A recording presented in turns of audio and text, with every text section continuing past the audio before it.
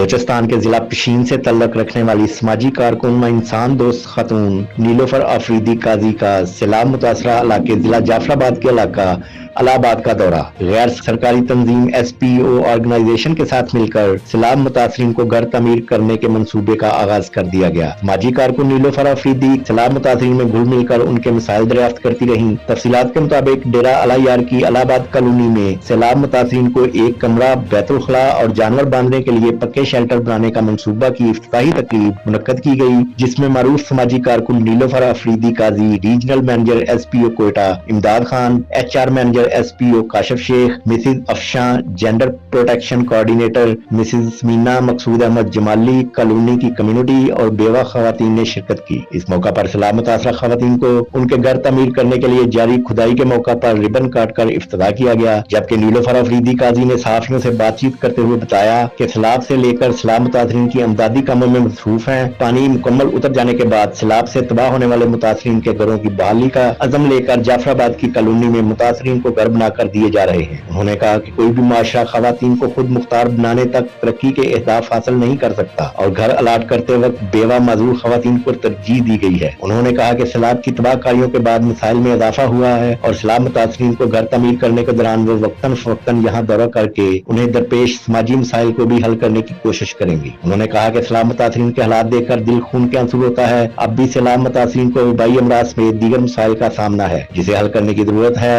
انہوں نے کہا کہ ہماری کوشش ہے کہ مونسون سیزن سے قبل متاثرین کو پکے کمرے بنا کر دیے جائیں تاکہ وہ بارشوں اور سیلاب کے اثرات سے بچا جا سکے۔ انہوں نے کہا کہ ابتدائی طور پر 12 بیواؤں اور خصوصی افراد کو گھر بنوانے کا منصوبہ کا آغاز کیا ہے۔ اپنی مدد آپ کے تحت مغیر حضرات سے عطیات و زکوٰۃ کی مدد سے غیر سرکاری تنظیم ایس پی او کو سیلاب متاثرین کو گھر بنانے کی ذمہ داری دی۔ نیلوفر آفریدی خواتین سے گھل مل کر ان کے مسائل بھی دریافت کرتی رہیں۔